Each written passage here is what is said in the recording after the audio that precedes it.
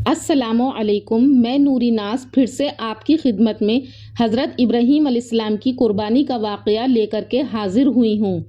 آپ نے دیکھا ہوگا کہ بقرعید کے موقع پر دنیا بھر میں مسلمان قربانی کرتے ہیں اور آپ سوچتے ہوں گے کہ ایسا کیوں کیا جاتا ہے۔ چلیے آج آپ کو بتاتے ہیں کہ اس کے پیچھے کی کہانی کیا ہے۔ ہزاروں سال پہلے کی بات ہے کہ ابراہیم علیہ السلام اللہ کے نبی اور پیغمبر تھے۔ ایک دن جب ابراہیم علیہ السلام سو رہے تھے تو انہوں نے خواب دیکھا جس میں اللہ نے ابراہیم علیہ السلام سے فرمایا کہ اے ابراہیم، آپ کے نزدیک جو سب سے پیاری اور محبوب چیز ہو آپ اسے اللہ کی راہ میں قربان کر دیجئے۔ اب یہاں آپ کو بتا دوں کہ اللہ اپنے بندوں کا اور خاص طور سے نبیوں کا امتحان لیتا ہے، یہ دیکھنے کے لیے کہ انسان اللہ سے زیادہ محبت کرتا ہے یا اللہ کے دیے ہوئے تحفوں سے زیادہ محبت کرتا ہے۔ نبی اور پیغمبر کے خواب سچے ہوتے ہیں، وہ جو بھی خواب میں دیکھتے ہیں وہ اللہ کا حکم ہوتا تھا۔ تو یہ خواب دیکھنے کے بعد ابراہیم علیہ السلام نے اپنے اونٹوں کے جتھے میں سے 100 اونٹ قربان کر دیے۔ آج کے زمانے میں یہ 100 قیمتی گاڑیاں سیکریفائس کرنے کے برابر ہے۔ ابراہیم علیہ السلام نے سوچا کہ جو اللہ نے انہیں حکم دیا تھا وہ پورا ہو گیا، اور جب رات کو وہ سوئے تو انہیں پھر سے یہی خواب آیا، اس لیے ابراہیم علیہ السلام نے اگلے دن 200 اونٹ اللہ کی راہ میں قربان کر دیے۔ لیکن اگلی رات پھر سے انہیں وہی خواب آیا جس میں اللہ نے ان سے ان کی سب سے پسندیدہ چیز قربان کرنے کا حکم دیا۔ اب ابراہیم علیہ السلام سوچ میں پڑ گئے کہ آخر اللہ ان سے کس چیز کی قربانی چاہتا ہے۔ پھر انہوں نے سوچا کہ اس دنیا میں سب سے عزیز چیز میرے لیے میرا بیٹا اسماعیل ہے۔ آپ کو بتا دوں کہ ابراہیم علیہ السلام کو پوری زندگی دعائیں مانگنے کے بعد 80 یا 60 سال کی عمر میں اولاد ہوئی تھی، اور وہ تھے ان کے بیٹے اسماعیل جو انہیں بہت زیادہ عزیز اور محبوب تھے۔ اب ابراہیم علیہ السلام سمجھ چکے تھے کہ دراصل اللہ تعالیٰ نے ان سے ان کے بیٹے کی قربانی مانگی ہے۔ اللہ یہ دیکھنا چاہتا ہے کہ ابراہیم علیہ السلام اپنے بیٹے سے زیادہ محبت کرتے ہیں یا اللہ سے۔ ابراہیم علیہ السلام کے لیے یہ بہت بڑا امتحان تھا۔ اگلے دن ابراہیم علیہ السلام اٹھے اور اپنی بیوی ہاجرہ کو کہا کہ ہمارے بیٹے اسماعیل کو نہلا کر اچھی طرح تیار کر دیجئے۔ ابراہیم علیہ السلام کی بیوی ہاجرہ نے اپنے بیٹے کو بہت اچھے سے نہلا کر خوشبو لگا کر تیار کر دیا، اور وہ بہت زیادہ خوش تھیں، اور ابراہیم علیہ السلام اپنے بیٹے کو لے کر ایک پہاڑ کی طرف روانہ ہو گئے۔ ابراہیم علیہ السلام یہ تکلیف بھرا فیصلہ کر چکے تھے کہ وہ اپنے بیٹے کی قربانی دیں گے، پر شیطان کو کیسے منظور ہوتا کہ کوئی اللہ کی اطاعت کرے؟ تو شیطان بھی اپنے کام پر لگ گیا۔ وہ سیدھا ابراہیم علیہ السلام کی بیوی حضرت ہاجرہ کے پاس ایک بزرگ کی شکل میں گیا اور ان سے کہا کہ ابراہیم تمہارے بیٹے کو کسی دعوت پہ نہیں بلکہ اسے قربان کرنے کے لیے لے گئے ہیں۔ یہ سن کر حضرت ہاجرہ بہت حیران ہوئیں اور وہ سمجھ گئیں کہ یہ ضرور اللہ کا حکم ہوگا۔ تو انہوں نے شیطان سے کہا کہ اگر اللہ نے ابراہیم کو ایسا کرنے کا حکم دیا ہے تو یہ ہماری خوش قسمتی ہے، یہ تو میرا ایک بیٹا ہے، اگر میرے اسماعیل جیسے 1000 بیٹے بھی ہوتے تو میں خوشی خوشی انہیں اللہ کی راہ میں قربان کر دیتی۔ سوچئے ایک ماں کے لیے یہ کہنا کتنی بڑی بات ہے۔ جب شیطان حضرت ہاجرہ کو بھڑکانے میں ناکام ہو گیا تو سیدھے ان کے بیٹے اسماعیل علیہ السلام کے پاس گیا اور کہنے لگا کہ تمہارے بابا تمہیں کسی دعوت میں نہیں بلکہ تمہیں مارنے کے لیے لے جا رہے ہیں۔ جواب میں اسماعیل علیہ السلام نے کہا کہ اگر یہ اللہ کا حکم ہے تو میرے لیے اس سے بڑی کیا خوش نصیبی کی بات ہے کہ میں اللہ کی راہ میں قربان ہو جاؤں۔ 13 سال کے بچے میں اتنی سمجھ اور بہادری ہونا کتنی بڑی بات ہے۔ یہاں بھی جب شیطان ناکامیاب ہو گیا تو وہ ابراہیم علیہ السلام کو بھڑکانے کی کوشش کرنے لگا کہ تمہیں یہ بیٹا اتنی منتوں سے ملا ہے، अगर तुमने इसे कुर्बान कर दिया तो बुढ़ापे में तुम्हारा सहारा कौन बनेगा, और अगर अल्लाह ने ये कुर्बानी भी कबूल नहीं करी तो तुम्हारा कितना बड़ा नुकसान हो जाएगा। ऐसा मत करो। शैतान हर तरह से उन्हें बार बार बहकाने की कोशिश करता रहा और गुस्से में आके इब्राहीम अलैहिस्सलाम ने शैतान को पत्थर मारे।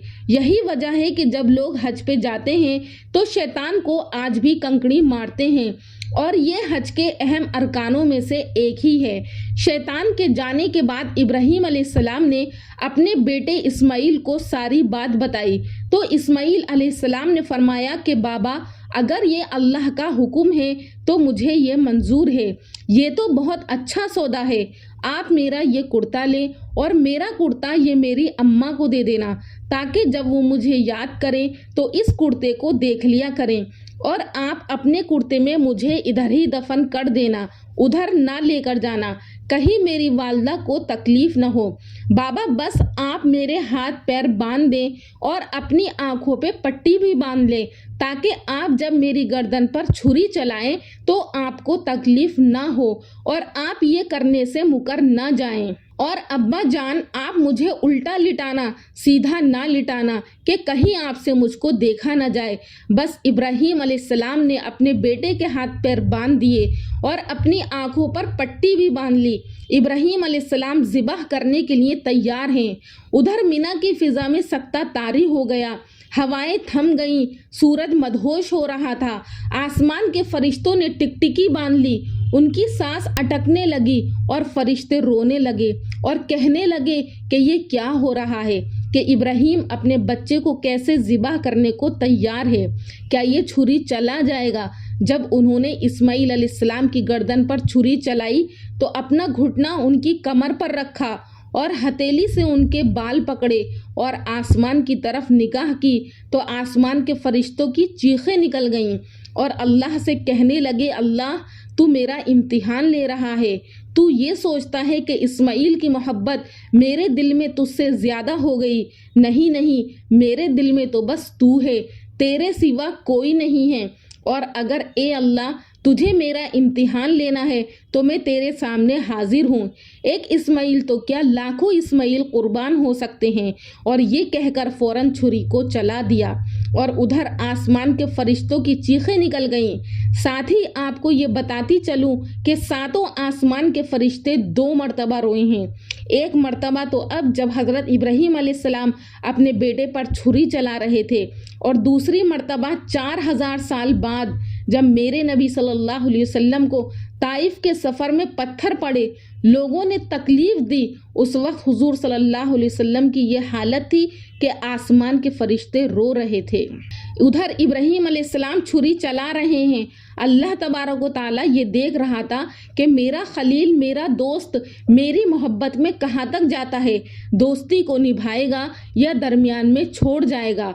तो फ़ौरन अल्लाह तबारक व तआला ने हज़रत जिब्राईल अलैहिस्सलाम को हुक्म दिया कि ए जिब्राईल, फ़ौरन जन्नत में जाओ और एक दुम्बा लेकर के आओ और उसे हज़रत इस्माइल की जगह पर रख दो।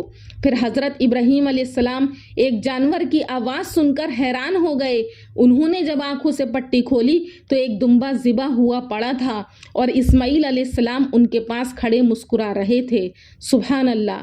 तब आसमान से अल्लाह ने इब्राहीम अलैहिस्सलाम से फरमाया, इब्राहीम, आप इस इम्तिहान में कामयाब हो गए। हमने आपकी ये कुर्बानी कबूल की। आपका ये इम्तिहान क़यामत तक याद रखा जाएगा और आपकी इस सुन्नत को ईमान वाले लोग हर साल याद रखेंगे और हर साल अल्लाह की राह में कुर्बानी पेश करेंगे। इब्राहीम अलैहिस्सलाम की इस सुन्नत को अल्लाह ने आने वाली नस्लों के लिए इबरत बनाया और इसीलिए मुसलमान हर साल हज के मौके पर कुर्बानी करते हैं और 3 दिन तक करते हैं। बकरा ईद पर जो भी हलाल जानवर कुर्बान होते हैं उनके गोश्त को 3 हिस्सों में बांटा जाता है। पहला हिस्सा गरीबों और मिस्कीनों में बांटा जाता है, दूसरा हिस्सा रिश्तेदारों में दिया जाता है और तीसरा हिस्सा खुद अपने घर में रखा जाता है। आपको ये पता होना चाहिए कि बकरा ईद के मौके का गरीब लोग हर साल इंतज़ार करते हैं, क्योंकि यही साल का एक ऐसा मौका होता है जब उन्हें गोश्त खाना नसीब होता है। बकरा ईद का ये फेस्टिवल दुनिया भर में भूखमरी मिटाने का एक ज़रिया है और इन 10 दिनों में की गई नेकियां अल्लाह तबारक व तआला को साल भर की गई नेकियों से ज़्यादा पसंद हैं। इसलिए हज के इन दिनों में हमें ज़्यादा से ज़्यादा नेकियां करने की कोशिश करनी चाहिए। सामीन, उम्मीद करती हूँ कि आपको आज की हमारी वीडियो पसंद आई होगी। अगर आपको आज हमारी वीडियो अच्छी लगी है तो कमेंट सेक्शन में अपनी राय का इजहार ज़रूर करें। इंशाअल्लाह फिर मुलाकात करूँगी नेक्स्ट वीडियो में एक नए टॉपिक के साथ। तब तक के लिए अल्लाह हाफिज़।